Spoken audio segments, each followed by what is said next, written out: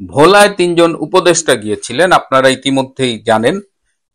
ফয়জুল কবির বিদ্যুৎ উপদেষ্টা, শিল্প উপদেষ্টা আদিলুর রহমান শুভ এবং বাণিজ্য উপদেষ্টা বশির উদ্দিন। তারা সেখানে গিয়েছিলেন, জনগণের সাথে কথা বলেছেন এবং আপনারা জানেন যে শেখ হাসিনার সরকার বরিশাল থেকে ভোলার জন্য একটি সেতু নির্মাণ করেছিল এবং এই সেতুটি নির্মাণ হয়ে গেলে বাংলাদেশের 64টা জেলা সবাই মানে অল কানেক্টেড হয়ে যাবে আর কি বাই রোড। সো এটা খুবই ইম্পর্টেন্ট একটা সেতু ছিল, কিন্তু এই 3 জন উপদেষ্টা গিয়ে সেখানে উপস্থিত জনতাকে বলেছে যে তারা এই সেতুর কাজ এখনই শুরু করবে না, এটি বোধহয় খুব তাড়াতাড়ি শুরু হওয়ার কথা ছিল, কিংবা আওয়ামী লীগ থাকলে হয়তো এটা দিনে শুরু হয়েও যেত। যাই হোক, তারা এই কাজটি এখন শুরু করবে না। এবং কেন করবে না তারা বলেছে, তারা এই সেতুটার ডিজাইনটা আবার নতুন করে করবে। অর্থাৎ শেখ হাসিনা সরকার কিন্তু এই ডিজাইনটা করে ফেলেছিল এবং আপনাদের মনে আছে কিনা এটা তখন আমরা অনেকেই দেখেছিলাম। যাই হোক, সেই ডিজাইনটা তারা বাতিল করেছে এবং নতুন করে ডিজাইন করবে। কেন নতুন করে ডিজাইন করবে? তারা বলেছে যে এই সেতুর আগে যে ডিজাইনটা করা হয়েছিল সেই ডিজাইনটা এমন ভাবে করা হয়েছিল যেন শেখ হাসিনা সরকার এই সেতুর কাজ করতে গিয়ে প্রচুর টাকা লুটপাট করতে পারে। যেই মুহূর্তে তারা বলেছে যে এই সেতুর ডিজাইনটা এমন ভাবে করা হয়েছিল যাতে শেখ হাসিনা সরকার লুটপাট করতে পারে, ঠিক সেই মুহূর্তে উপস্থিত জনতা একেবারে বিক্ষোভে ফেটে পড়ে এবং তখনই শুরু হয় চেয়ার ছোড়াছুড়ি এবং কেউ একজন চিৎকার করে ওঠে ধর। এই ধর শব্দের পরে দেখা যায় যে সেখানে উপস্থিত জনতা উপদেষ্টাদের দিকে ধেয়ে আসে। তখন কোনো মতে উপস্থিত যারা ছিল পুলিশ টুলিশ তারা কোনো মতে 3 জন উপদেষ্টাকে রক্ষা করেছে। সেখানে র্যাবকে খবর দেওয়া হচ্ছে, সেনাবাহিনীকে খবর দেওয়া হচ্ছে, তো তারা এসে পরিস্থিতি কোনো মতে সামলিয়েছে।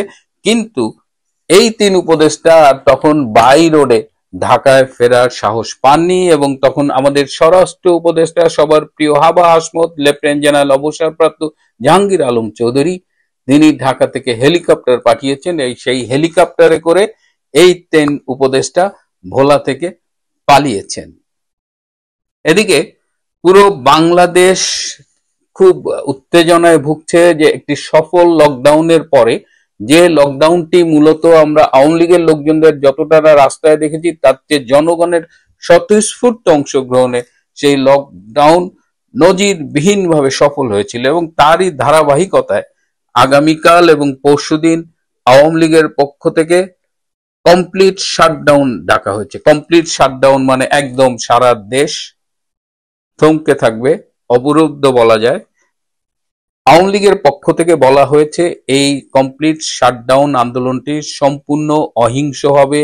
তাদের সবাইকে বলা হয়েছে তারা যেন কোনোভাবে আইন শৃঙ্খলা রক্ষা বাহিনীর সাথে কোনো রকমের সংঘর্ষে না জড়ায়, অর্থাৎ পুলিশ, র্যাব, আর্মি, এবং বলা হয়েছে সাধারণ জনগণের যেন কোনো রকমের ক্ষতি না হয়, জনগণের গায়ে যেন ফুলের টোকাটাও না পড়ে, এরকম একটা শান্তিপূর্ণ অনুরোধ এবং নির্দেশ নেতাকর্মীদের কাছে পৌঁছে দেওয়া হয়েছে। এদিকে আপনারা জানেন যে গত লকডাউনের সময় প্রায় 4,500 অস্ত্রধারীকে অস্ত্র সহ ঢাকা শহরের বিভিন্ন জায়গায় ছাদে গলিতে গলিতে মোতায়েন করেছিল এই শিশু উপদেষ্টা আসিফ মাহমুদ সজীব ভুইয়া। এবং এইটা একটি বিদেশি সংস্থার বিদেশি গোয়েন্দা সংস্থা এটা পিক করেছিল এবং তারা রিটেন বাংলাদেশের পররাষ্ট্র মন্ত্রণালয় জানিয়েছে এবং এটি নিয়ে কিন্তু বাংলাদেশকে নিয়ে যেসব বিদেশি রাষ্ট্র ভাবেন তারা কিন্তু সবাই এটা ইনফর্মড হয়েছেন এবং সবাই এর নিন্দা জানিয়েছেন যে একটি শান্তিপূর্ণ কর্মসূচিতে কেন এরকম সশস্ত্র প্রস্তুতি থাকবে প্রতিরোধ করবার জন্য। এবং এটা নিয়ে কিন্তু আসিফ মাহমুদের উপরে অনেকেই অনেক উপদেষ্টাও বেশ বিব্রত বোধ করেছেন। কিন্তু ডক্টর ইউনূস আপনাদের আমি বলেছি যে he doesn't listen to anyone. প্রচন্ড গড় সে আসিফকে সরকারি কোষাগার থেকে 28 কোটি টাকা দিয়েছে এই লকডাউন ঠেকানোর জন্য। এই লকডাউনে 2 দিনে আসিফ আবারও চেষ্টা করবে তার সশস্ত্র সন্ত্রাসী বাহিনী নিয়ে বাধা দেওয়ার এবং এর জন্য সরকারি 28 কোটি টাকা তাকে ইউনূস দিয়েছে এবং এই 28 কোটি টাকা লেনদেন হয়েছে ব্যাংকিং চ্যানেলে, যে কারণে আসিফ মাহমুদের ব্যাংকিং চ্যানেল যদি ব্যাংক অ্যাকাউন্ট যদি এখন চেক করা যায় তাহলে এই অস্বাভাবিক লেনদেনটা ধরা পড়বে। এখন যেভাবে বাংলাদেশের মানুষ ডক্টর ইউনূসের চলে যাওয়ার জন্য অপেক্ষা করছে। ডক্টর ইউনূসের বিরুদ্ধে একটি জনমত গড়ে উঠেছে এবং আওয়ামী লীগের পক্ষে যে নিরঙ্কুশ সমর্থন আমরা লক্ষ্য করছি, তাতে আশা করি কাল এবং পরশুদিন শান্তিপূর্ণভাবে সারা বাংলাদেশে একটি কমপ্লিট শাটডাউন পালিত হবে এবং এটি বাধা দিতে যদি আসিফ বাহিনী কোনো কারণে মাঠে নামে, তাহলে তারা তাদের 15 মাসের রাজনীতির একটা বড় ভুল করবে।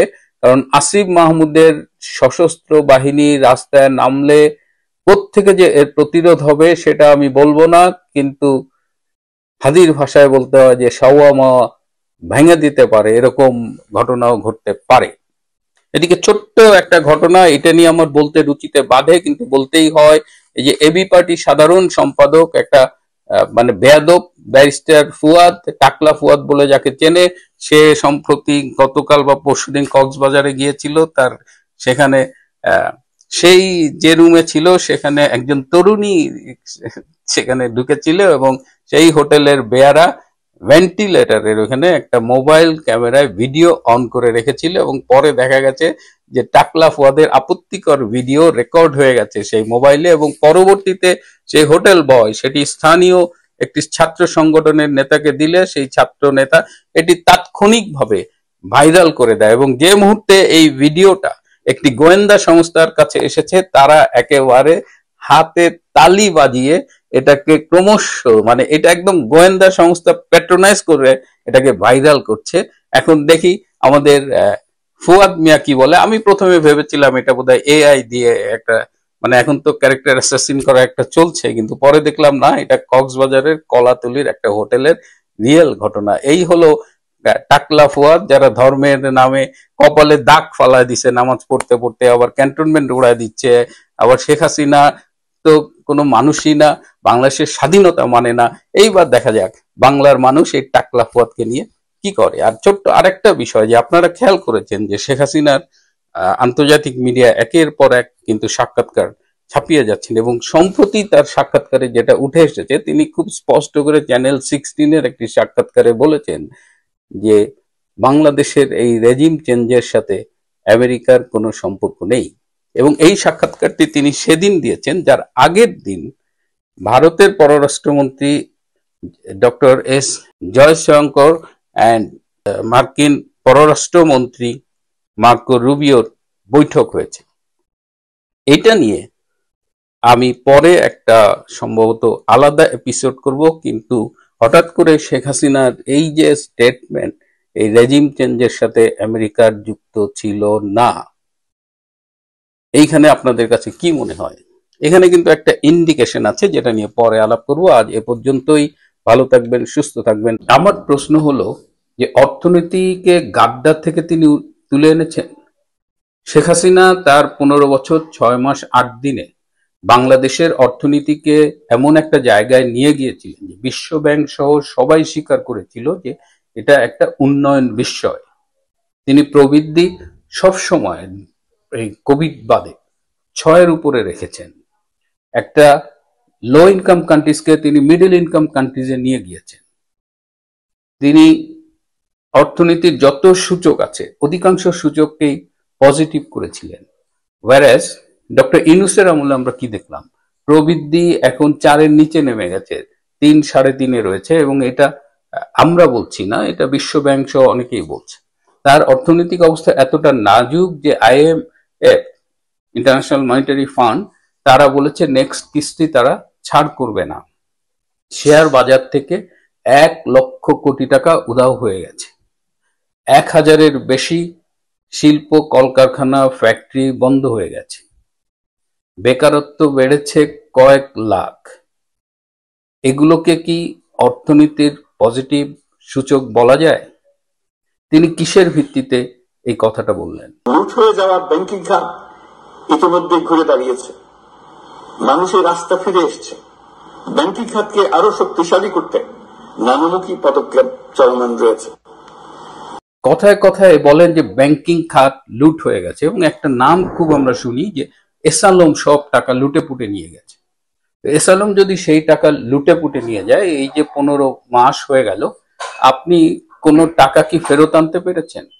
বা আমাদের বলতে পেরেছেন যে ওই জায়গায় এই টাকাটা এইভাবে পাচার হয়েছে?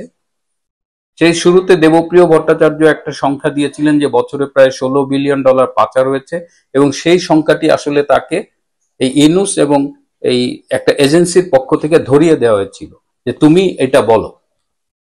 এর বাইরে ব্যাংকিং খাতে খেলাপি ঋণ এখন 7 থেকে 8 গুণ বেড়েছে। তাহলে কি এটাকে আপনি বলবেন যে ব্যাংকিং খাতকে আপনি লাইনে নিয়ে এসেছেন? অভ্যুত্থান পরবর্তী সময়ে বিভিন্ন দেশে বৈদেশিক বিনিয়োগ হ্রাস পেলেও বাংলাদেশে গণ অভ্যুত্থান পরবর্তী প্রথম বছরে বৈদেশিক প্রত্যক্ষ বিনিয়োগ অর্থাৎ এফডিআই 19.13% বৃদ্ধি পেয়েছে। এটি বৈশ্বিক প্রবণতার বিপরীতে এক অনন্য অর্থনৈতিক দৃষ্টান্ত স্থাপন করেছে। এবার তিনি ফরেন বিনিয়োগ নিয়ে একটা মিথ্যাচার করেছেন, এবং সেই যে শুরুতে বলেছি স্ট্যাটিস্টিক্সের খেলা, তিনি সেই কাজটি করেছেন। এটি বোঝানোর জন্য আমি লন্ডনে বসবাসকারী একজন বাংলাদেশি প্রফেসর, ইকোনমিক্সের প্রফেসর মামুনুর রশিদের একটা ভিডিও আপনাদের একটু দেখবার জন্য অনুরোধ করছি। এই ভিডিওটা ওভারঅল লেন্থটা হয়তো একটু বেশি, কিন্তু যেহেতু আমরা কিছু শুনলে আমাদের যুক্তি দিয়ে কাউন্টার করা উচিত, আমি আপনাদের অনুরোধ করব পুরো ভিডিওটা আপনারা দেখবেন, এবং কেবলমাত্র আবেগ দিয়ে বা কেবলমাত্র কথার পিঠে কথা না দিয়ে আমরা যদি যুক্তি দিয়ে তাকে ঘায়েল করি এবং প্রমাণ করতে পারবো যে ডক্টর ইউনূস কি পরিমাণ অসৎ এবং মিথ্যাবাদী। আমরা তাহলে ভিডিওটা একটু দেখি। ডক্টর ইউনূস এবং তার বৈদেশিক বিনিয়োগের দায়িত্বে থাকা স্কাই ডাইভার আশিকের মুনাফেকি পার্ট 13। গত 2 দিন ধরে আপনারা ফেসবুকে দেখতে পাচ্ছেন আশিক একটা ফেসবুক স্ট্যাটাস দিয়েছে যেখানে FDI foreign direct investment inflow দেখানো হচ্ছে যে 24-এর সন্ত্রাসী হামলা, যেটাকে সে গণ অভ্যুত্থান বলছে, তার পরবর্তী সময়ে বাংলাদেশে পজিটিভ 19% বৈদেশিক বিনিয়োগ এসেছে, এবং এটাকে সে সরকারের ক্রেডিট হিসেবে নিচ্ছে। তার সাথে সে কম্পেয়ার করেছে আরো 6টা দেশের গণ অভ্যুত্থান পরবর্তী সময়ের সাথে বা গণ অভ্যুত্থানের সময়ের সাথে। সে দেশগুলো হচ্ছে শ্রীলঙ্কা, চিলি, সুদান, ইউক্রেন, মিশর এবং ইন্দোনেশিয়া। তো এখানে অনেক বড় একটা মুনাফিকি আছে। তো প্রথমে একটু বলি, ফরেন ডিরেক্ট ইনভেস্টমেন্ট জিনিসটা এত সোজা না বোঝা। ফরেন ডিরেক্ট ইনভেস্টমেন্ট হচ্ছে বাইরের থেকে কেউ যখন আপনার দেশে ডাইরেক্টলি ইনভেস্ট করে। এটাকে প্রাইমারি এবং সেকেন্ডারি 3টা ক্যাটাগরিতে ভাগ করা যায়। সবচেয়ে ডাইরেক্ট যে ইনভেস্টমেন্টটা, সেটা যেটাকে আমরা রিয়েল সেন্সে ফরেন ডাইরেক্ট ইনভেস্টমেন্ট বলি, সরাসরি বৈদেশি বিনিয়োগ বলি, সেটা হচ্ছে ইকুইটি ক্যাপিটাল। যারা বাইরের থেকে ওনাররা, যারা মালিক, তারা আপনার দেশে এসে কোনো কিছু কিনবে বা নতুন ব্যবসা করবে, সেটাকে আমরা ইকুইটি ক্যাপিটাল বলি বা শেয়ার ক্যাপিটাল বলি, দিয়ে নতুন করে তারা ইনভেস্টমেন্ট করেছে। সেকেন্ড 2টা ক্যাটাগরি আছে, এগুলো সেকেন্ডারি ক্যাটাগরি। একটা হচ্ছে রিইনভেস্টেড ক্যাপিটাল, এটাও শেয়ার হোল্ডাররা 1 বছর পরে ধরেন যখন প্রফিট আসলো, সেই প্রফিটটা সে তার নিজের দেশে নিয়ে যেতে পারে, অথবা সে এটাকে বাংলাদেশে আবার রিইনভেস্ট করতে পারে। আর একটা ক্যাটাগরি যেটা একদম টার্সিয়ারি ক্যাটাগরিতে পড়ে, সেটা হচ্ছে ইন্ট্রা কোম্পানি লোনস। এটা হচ্ছে যখন যেই দেশে, বাংলাদেশে ধরেন আপনার অপারেশন, সেখানে যখন কোনো সমস্যা হবে, এই সমস্যা হলে যখন টাকার দরকার হয়, সেটা লোকাল মার্কেটে যদি টাকার রেট বেশি হয় বা ইন্টারেস্ট রেট বেশি হয়, সেক্ষেত্রে তারা বাইরের থেকে মাদার কোম্পানি যেটা আছে, ধরেন আমেরিকান কোম্পানি বা ইউকে কোম্পানি, তারা তখন এই টাকাটা সাপ্লাই দিবে লোন হিসেবে, আপনার বাংলাদেশি যে সাবসিডিয়ারি আছে সেটাকে সাপ্লাই দিবে। এটাকে বলে ইন্ট্রা কোম্পানি লোন। সো 3টা ধাপে ফরেন ডাইরেক্ট ইনভেস্টমেন্ট বাংলাদেশে রেকর্ড করা হয়। আমি এই ভিডিওতে আপনাদেরকে 3টা স্টেজে ইনফরমেশন দেখাবো। প্রথম স্টেজে দেখাবো বাংলাদেশে ফরেন ডাইরেক্ট ইনভেস্টমেন্টের গ্রোথ কেমন হয়েছে। এই পর্যায়ে এসে আপনারা 2টা চার্ট এখানে পরপর দেখতে পাবেন। প্রথম চার্টে হচ্ছে বাংলাদেশে এফডিআই ইনফ্লো। এই ইনফরমেশন গুলো আমি নিয়েছি আংটার্ড থেকে, UNCTAD। এটা সলিড ইনফরমেশন পাবলিশ করে ওরা, এবং কিছু ইনফরমেশন আমি নিয়েছি বাংলাদেশ ব্যাংক থেকে। রিসেন্ট ইনফরমেশন যেগুলো 2025 এর ডেটা, সেগুলো এভেলেবল না। 2024 পর্যন্ত, 24 পর্যন্ত ডেটা আছে। সো 24 পর্যন্ত বাংলাদেশের ডেটা ইনফ্লোতে দেখেন, বাংলাদেশে রেড কালার করা আছে যেগুলো নন আওয়ামী লীগ, আওয়ামী লীগ তখন ক্ষমতায় ছিল না। আর ব্লু কালার যেটা করা আছে সেটাতে আপনারা দেখতে পাবেন, সরি গ্রিন কালার যেটা করা আছে সেটা দেখতে পাবেন আওয়ামী লীগ ক্ষমতায় ছিল। 1996 থেকে দেখেন 2001 সাল পর্যন্ত আওয়ামী লীগের সময় এফডিআই কেমন ছিল, এগুলো বিলিয়ন ডলারে।